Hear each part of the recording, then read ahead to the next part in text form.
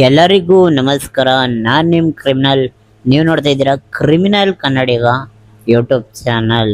Guys, ನಿಮ್ಮೆಲ್ಲರಿಗೂ ಗೊತ್ತಿರೋ ಹಂಗೆ MP40 ರಿಂಗ್ ಇವೆಂಟ್ನ ಬಿಟ್ಟಿದ್ದಾರೆ. ಓಕೆನಾ, OP ಆಗಿ ಲೆಜೆಂಡ್ರಿ ಗನ್ ಸ್ಕಿನ್ಸ್ ಐತೆ, ನೋಡ್ಕೊಂಡು ಬರೋಣ.